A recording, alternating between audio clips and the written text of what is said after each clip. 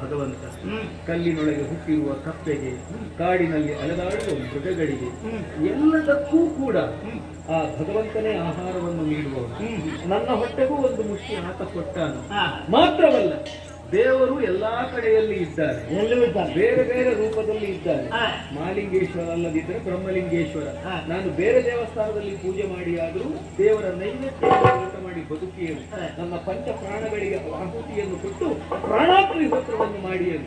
Because ಜನಿವಾರ ನೋಡಿದ್ಯಾ? ಜನಿವಾರ ನೋಡಿದ್ಯಾ?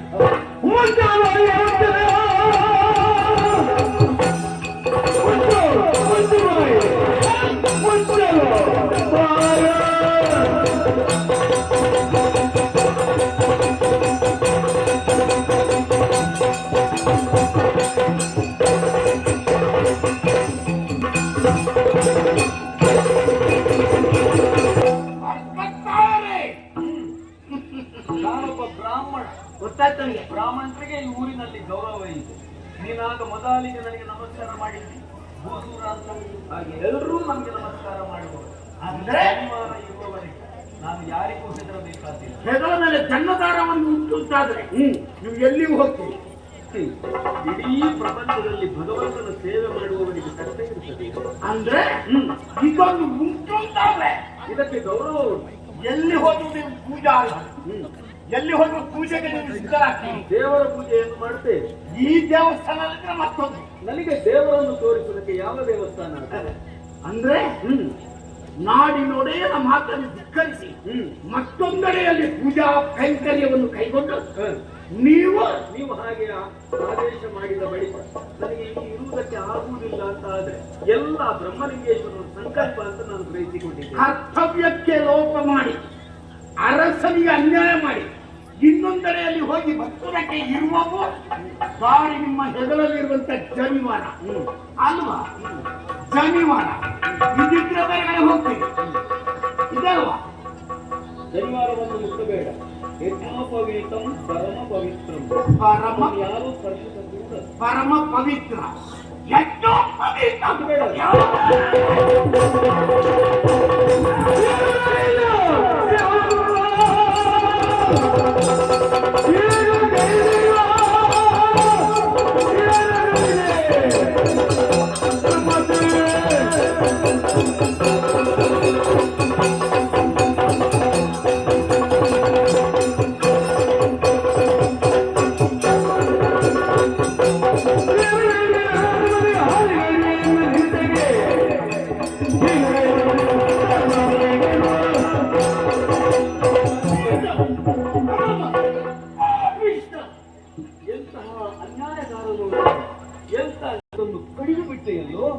ಎಷ್ಟು ಪವಿತ್ರವಾದ ಈ ಜನ್ಮದಾರ, ವೇದಾಧ್ಯಯನಕ್ಕೆ ಅಧಿಕಾರವನ್ನು ಕೊಡತಕ್ಕಂತಹ ಜನ್ಮದಾರ, ಎಲ್ಲಿ ಹೋಗಿರ್ತಾನೆ ಮಂತ್ರೋಚ್ಚಾರಣೆಗೆ ಅಧಿಕಾರವನ್ನು ಕೊಡತಕ್ಕಂತಹ ಜನ್ಮದಾರ.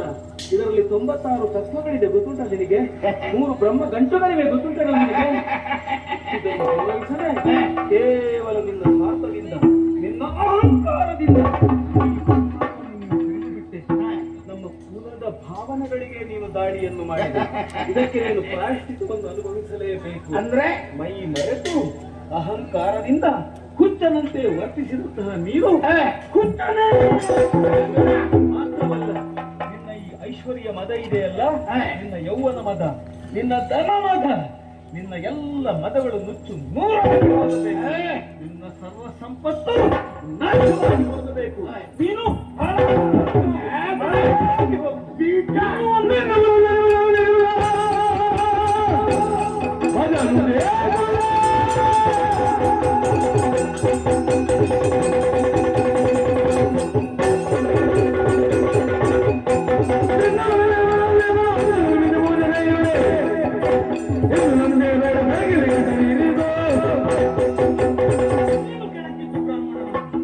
ಭೂಲೋಕದಲ್ಲಿ ದೈವ ಸ್ವರೂಪಿಯಿಂದ ಎಲ್ಲರೂ ಗೌರವಿಸುವಂತಹ ಈ ಕುಲವನ್ನು ವರ್ಣಗಳಲ್ಲಿ ಬ್ರಾಹ್ಮಣರು ಮೇಲು ವರ್ಣಾನ ಬ್ರಾಹ್ಮಣ ಗುರು ಎಂಬ ಮಾತಿದೆ.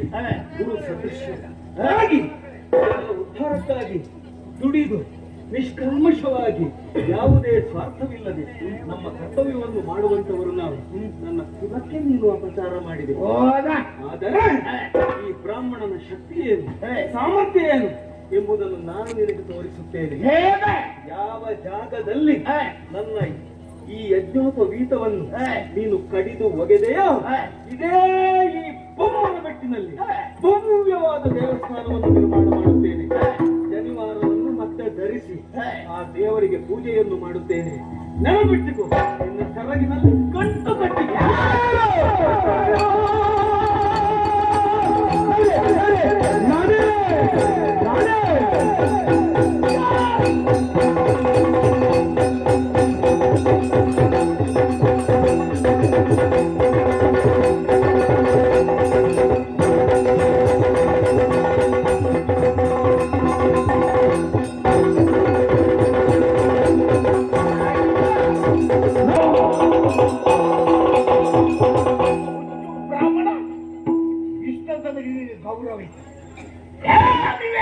ಹಾವಿನ ಹೆಡೆಯಿಂದ ಕೆನ್ನೆಯನ್ನು ನೀನು ತುರಿಸಿಕೊಂಡೆ, ಉರಿಯುವ ಕೊಳ್ಳಿಯಿಂದ ತಲೆಯ ಸಿಕ್ಕನ್ನು ಬಿಡಿಸುವುದಕ್ಕೆ ಪ್ರಯತ್ನ ಪಟ್ಟೆ.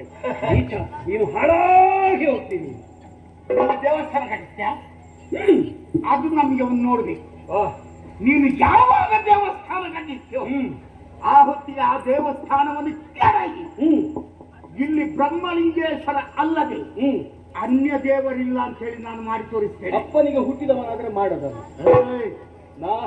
ನಾನು ಬ್ರಾಹ್ಮಣನೇ ಅಹುದಾಗಿದ್ದರೆ, ಚಂದ್ರಮೌಳೀಶ್ವರ ಅಡ್ಕತ್ತಾಯನೇ ಆಗಿದ್ದರೆ ನಾನು ದೇವಸ್ಥಾನವನ್ನು ಕಟ್ಟಿಯೇ ಕಟ್ಟುತ್ತೇನೆ.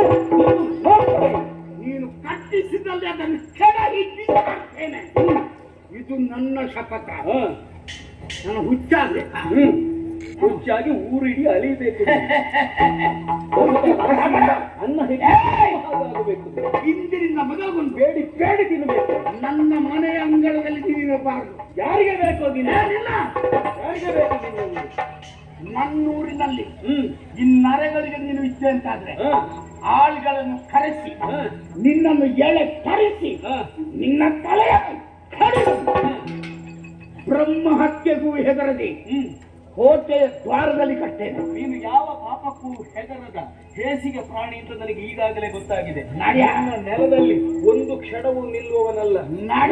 ನಾನೊಬ್ಬ ಶ್ರೇಷ್ಠ ಅರ್ಚಕನಾಗಿ ನನ್ನ ಕುಲದ ಯೋಗ್ಯತೆಯನ್ನು ಸ್ಥಾಪಿಸಿ ಬಂದೆಯ ಬರ್ತೇನೆ ನೋಡಿ.